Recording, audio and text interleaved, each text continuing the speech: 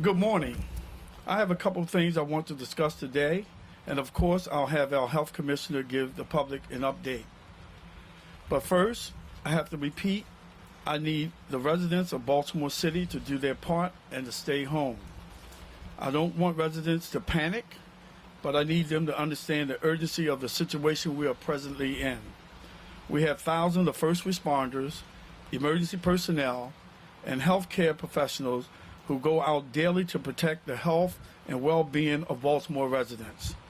They put their lives on the line for us so that the least we can do for them is to stay home so they can work to keep us safe.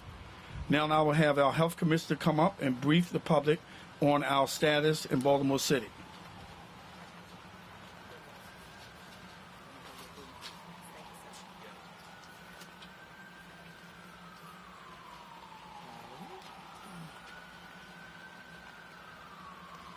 Good morning. Thank you, Mayor Young, for your leadership, and thanks to my colleagues and our partners for their support. Currently, Baltimore City has 53 lab-confirmed COVID-19 cases with evidence of community transmission. The Baltimore City Health Department's response to COVID-19 remains focused on community mitigation as well as preparation for potential hospital surge.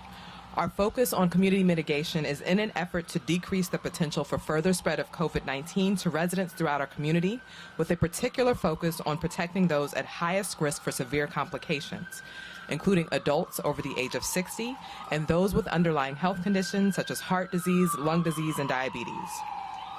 As we consider the needs of older adults, we recognize they may be challenged with having some of their most basic needs being met, especially in light of adopting social practices.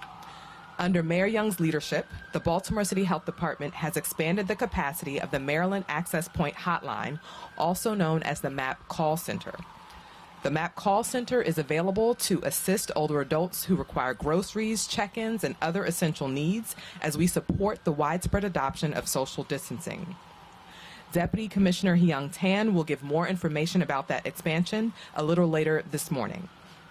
I encourage all older adults aged 60 and up and their caregivers who may need assistance during these times to call our MAP access line at 410-396-CARE or 410-396-2273.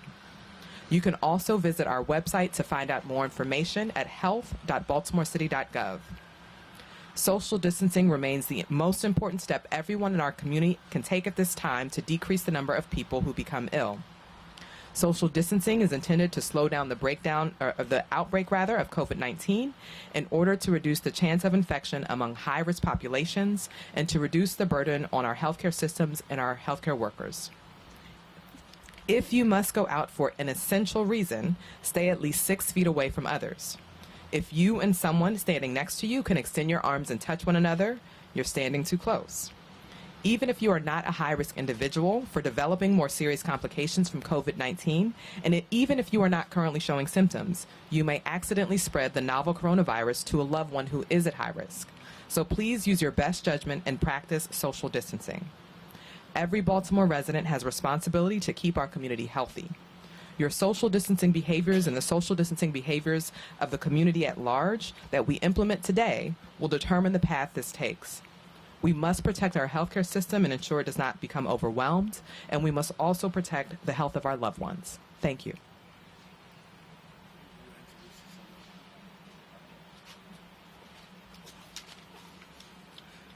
Chief Ford.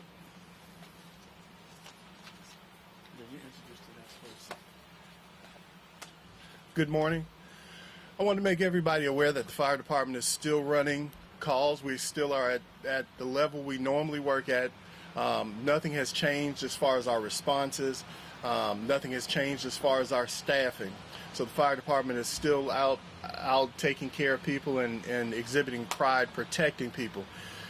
Just as Dr. Girazza said, we want to encourage the public to acknowledge social distancing in order to slow the spread, in order to flatten the curve, to ensure that we do not exacerbate just not our EMS system, not just our pre-hospital system, but also our hospital system as well, to make sure that we can care for our loved ones, make sure that we're conscious of the people who are possibly susceptible to this in a very negative way, like the elderly community and those who have pre-existing illnesses. The last thing I want to point out is that, and I'm going to harp on this over and over again, is that 911 is used for the emergencies. Historically, we have many times teetered on, not everyone, but certain instances, people teetering on use to misuse of the 911 system. 911 system is for emergency calls or for emergency responses. So please keep it limited to that, because when people misuse or abuse the system, it takes resources and life-saving care from one area to another one where people really need us to be at. And we want to make sure our members really want to make sure that we make a difference in the community on a daily basis. So at this time, I'd like to introduce the OEM Director, Acting Director, Chief Savala.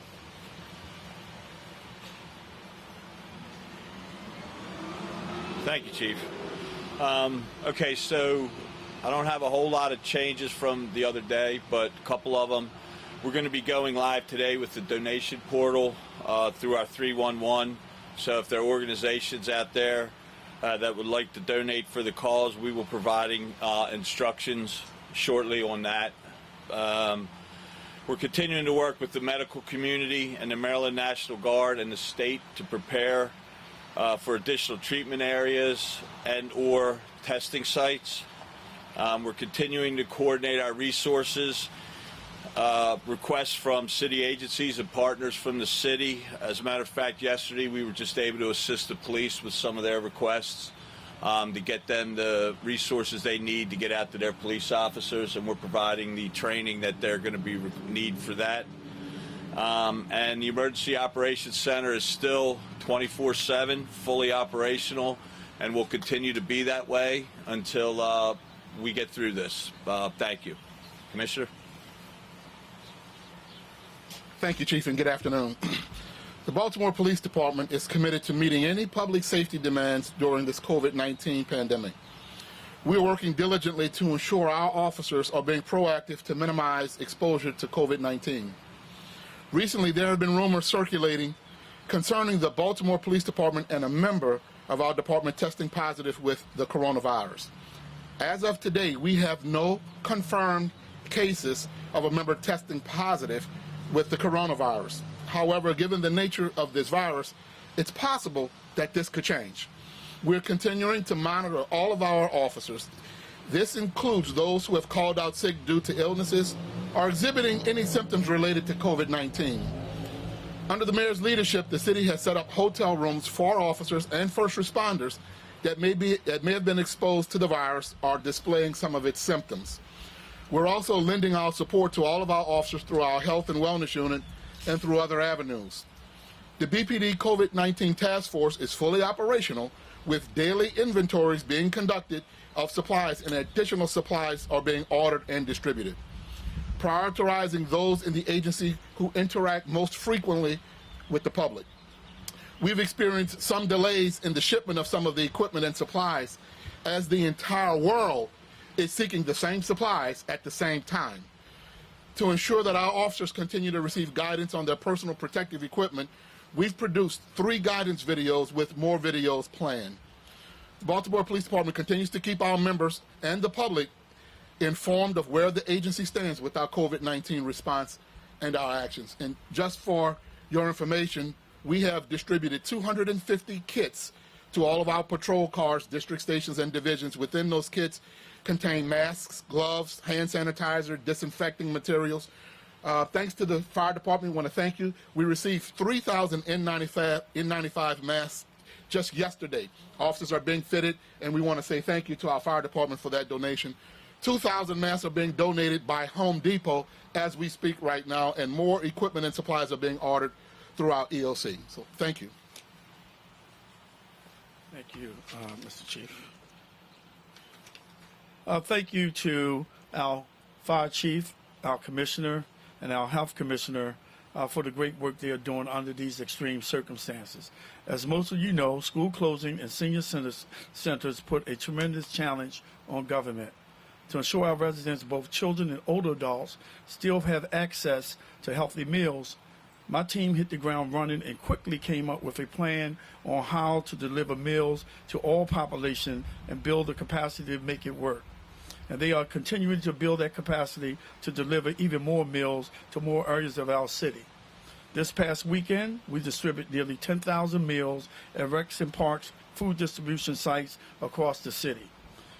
And we distributed over 1,900 meals in partnership with the Maryland Food Bank, Meals on Wheels, and the Salvation Army to seniors across our city at their homes and at senior centers.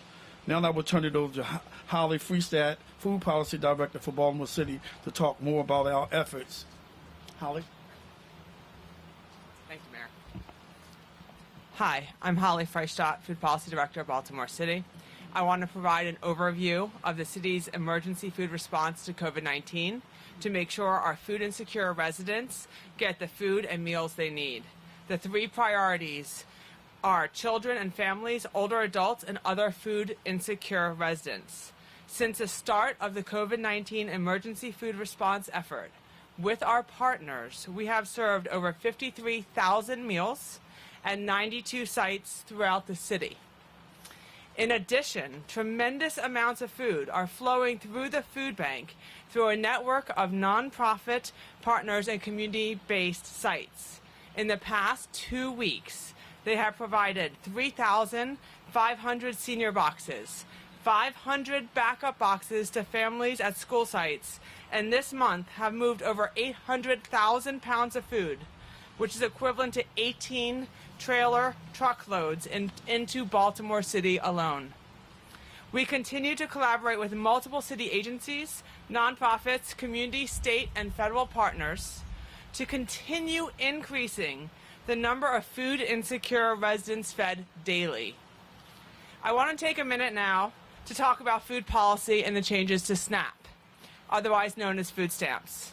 The city and Mayor Young worked for months to oppose the limits to SNAP, and I am thankful through our injunction, as well as the Coronavirus Relief Act, the 15,000 able-bodied adults without dependents, ABODs, that were facing changes to their SNAP benefits as of April 1 will no longer have to worry about the 3 months limit during the COVID-19 response. In addition, through this Relief Act, the state will have the ability to grant participants, SNAP participants, with additional funds on their cards, the EBT cards, especially for families and children who are out of school. The federal government also granted the state with additional flexibility to sign more people up for SNAP benefits. We look forward to seeing these changes.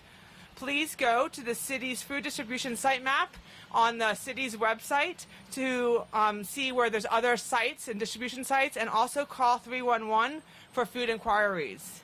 In the last week, we've had over 12,000 views on our distribution map on the city's website. And I truly want to thank all our partners and city agencies for mobilizing in this crisis to feed as many food insecure populations as we can. Our coordinated efforts continues to grow, and it has been my honor to help strategize across all the target populations with the other strong team leads who you'll hear from next. Now I would like to introduce Tisha Edwards, Executive Director of the Mayor's Office of Children and Family Success, who is point on our emergency food response for children and youth. Thank you. Thank you, Holly. We are encouraged by the quick ramp up to serve 53,000 meals at more than 92 sites across the city since the start of our emergency food response to COVID-19. 43,000 meals, or 81% of the 53,000, were provided to children, youth, and families across 75 sites citywide.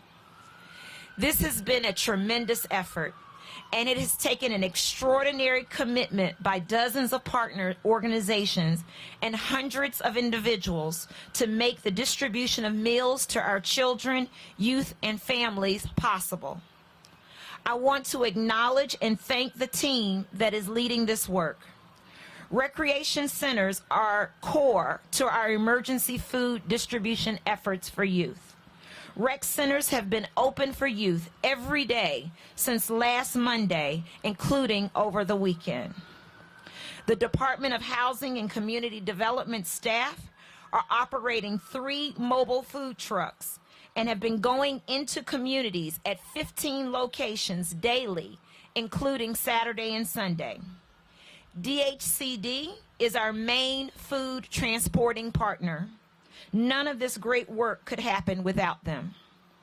The Family League has also been an incredible partner, providing food to some of our most vulnerable communities and helping with outreach and communications. This week, because of spring break, we began partnering with the Housing Authority of Baltimore City to ensure families in our public housing communities have access to meals. Finally, we have joined forces with many faith-based, cultural, and refugee support organizations who have opened their doors to serve meals to youth this week. And when we needed more sites and more staff, they stepped in. Our goal this week has been to ensure food access across spring break. We are currently operating 75 meal sites. All 42 rec centers and aquatic centers are serving meals daily. All 3 mobile routes continue to serve at 15 sites twice a day. And we have 10 new sites operated by community partners. We are also providing afternoon meal delivery to 8 HABC communities to bring greater access to vulnerable families. We greatly appreciate everyone who has found a way to get involved in this far-reaching effort. The city cannot do this work alone. We know there is growing need as more time passes while schools are closed, families are being laid off from jobs, and our mass transit system is reducing routes. The public health mandate further complicates the food distribution efforts. Nonetheless, we will be resilient and we will continue to expand our efforts by working with more partners and identifying innovative opportunities to get to more families. We must commit to ensuring every young person in Baltimore knows where they can go to get free meals in the days and weeks ahead. Please help us get the word out. All information about free meals for children, youth, and families can be found at our website, www.bemorechildren.com. And for any and all questions about meal and food access, please call 311. I would like to introduce my colleague, Yang Tang from the Health Department.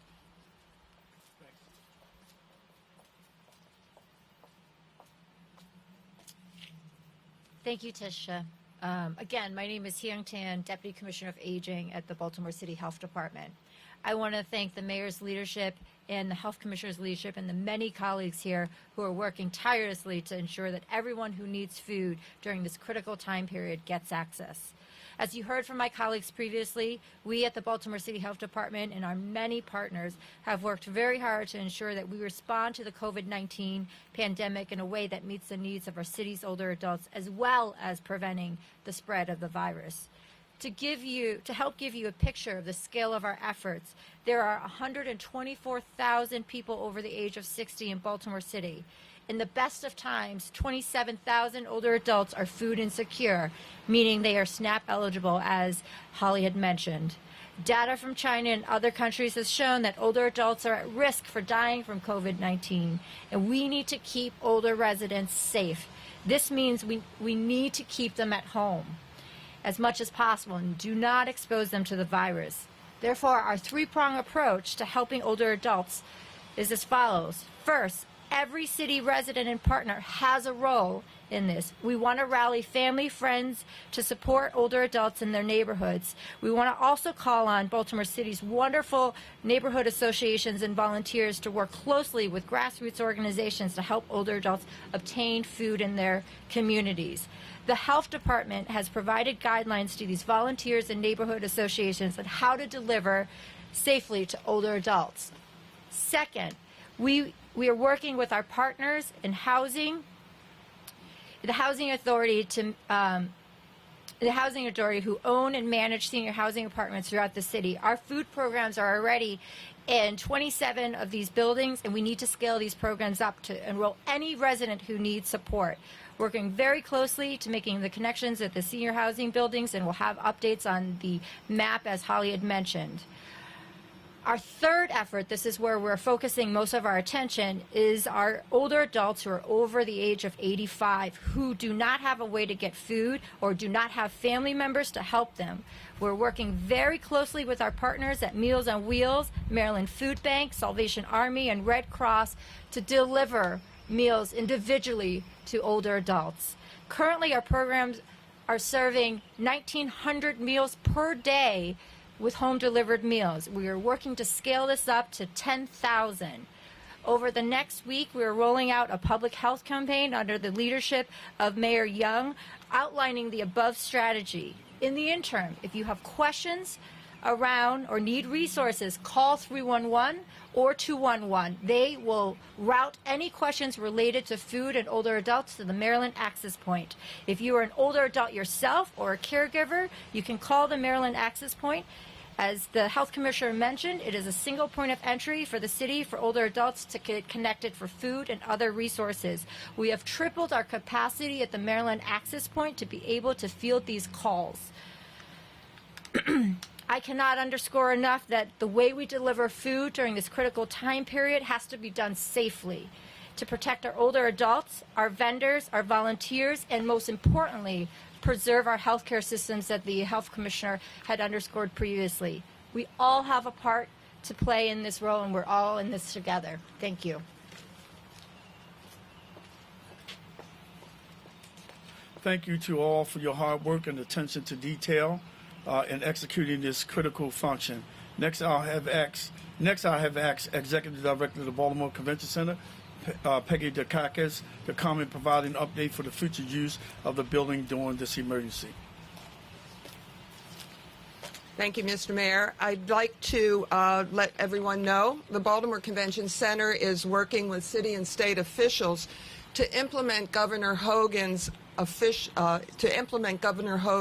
hospital surge plan, which will add more hospital beds to the state's inventory. Yesterday, Mayor Young and Governor Hogan toured the convention center, where 123,000 square feet of exhibit space will be converted into an alternative care facility. We will have 250 beds available for patients, which will help free up the hospitals to care for more serious and critical patients. FEMA will deliver the medical pods to the Baltimore Convention Center, which will then be assembled by the National Guard. This medical care facility will be operated jointly by the University of Maryland Medical System as well as Johns Hopkins. It will be a prototype for the state of Maryland. The Baltimore Convention Center team will be providing support services to make and keep the medical units operational.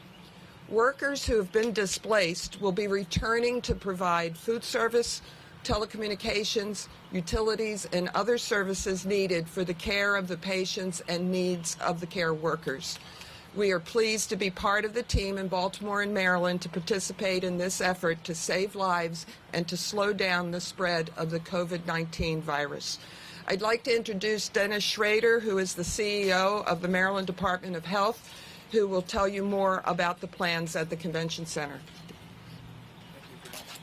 Thank you, Mr. Mayor. Peggy, We are moving very, very rapidly to achieve the 6,000 bed target that we have set by Governor Hogan statewide. This prototype will be the first 250 beds. We're working in partnership with the Maryland Hospital Association, who is assisting us with the coordination of the hospitals throughout the state.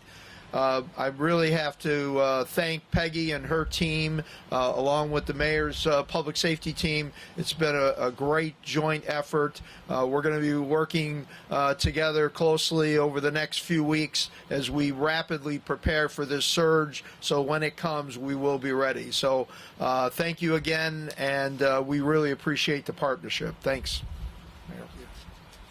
Thank you, Dennis, for the state's continued partnership, and thank you, Peggy, for all you do over at the Convention Center. Finally, next week is Census Day. I'm here to issue one more call to action for all of Baltimore residents to please fill out the 2020 census on April the 1st. The number of people counted will affect you, your family, and your entire community. So let's make sure we all get counted. The census is easy, and it only takes 10 minutes to answer 9 questions. You can respond online, by mail, or by calling a live person. The census directly affects federal funding for things like this public health emergency we find ourselves in now. Federal dollars reserved for feeding children and older adults are essential to providing food relief during this crisis. It is critically important that we count everyone in Baltimore City on April the 1st. For more information, visit my2020census.gov or call 844-330-2020. Now we'll take a few questions.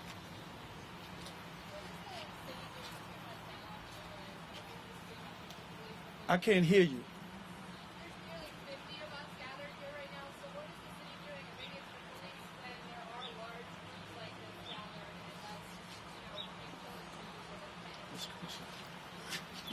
When we get complaints or calls of large gatherings or gatherings of more than 10, and we've dispatched police, and we'll continue to dispatch police to disperse those crowds and to educate people to enforce the social distancing. We've had some of those calls already and have had to dispatch 2 places in private stores to dispatch groups of 10 or more. Mayor, can we ask you a question? Some mayors around the country have issued their own stay-at-home orders, regardless of what the state may be doing. Have you considered that, and do you have the power to do that? We've already told workers who are not essential workers to stay home. I'm talking about everyone, stay at home. Well, everyone, I think the governor has asked everyone to stay home as far as the state is concerned, and we have asked everyone in the city to stay home. And my county executives around the state, who I talk to every day at 2 p.m., has asked the same question. So we're asking people to stay home. But you're not ordering people to stay home. We're asking people to stay home.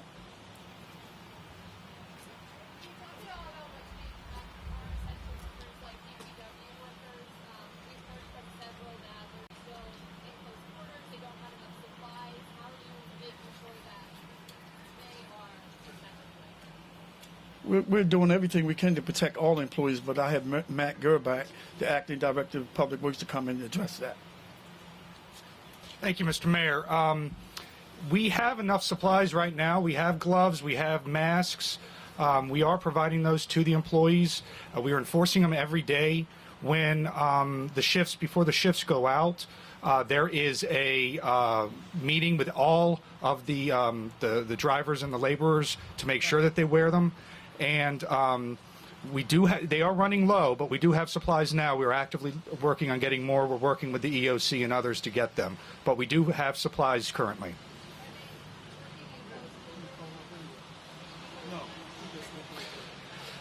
Well, for the workers on the trucks, most of the time they are actually walking behind the vehicles. They would be in the vehicles, though, when they get from the actual location in the yard to the first area of the route.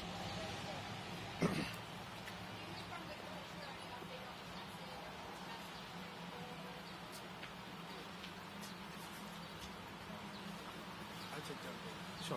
So the governor, as well as the federal government, have released priorities around who should be testing. And we talked a little bit about that on Monday, that it really is focused on hospitalized patients as well as symptomatic frontline responders or symptomatic healthcare workers that may be exposed. So at this time, we're still talking through testing capabilities and waiting for additional tests to come to Maryland. Doctor, some of the research has shown that the virus is clusters with family groups, workplace groups. What can you tell us within privacy guidelines about the patients that are confirmed in Baltimore City? Yeah, so I think a lot of the patients that we're seeing, as you mentioned, they're clusters. So certainly there's a risk if you're a healthcare worker just because of your exposures.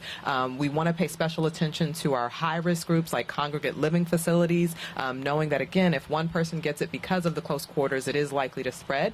And certainly if you're living with someone in your own personal space, that there's a risk of easier spread. Do you have anything in the city that you would consider a hot spot?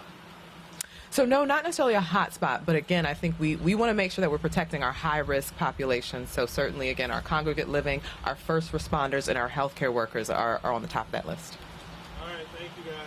Now, we want to hear from the Director of Homeless Services today. Did we hear from the Director of Homeless Services? She will be talking tomorrow. Thank you.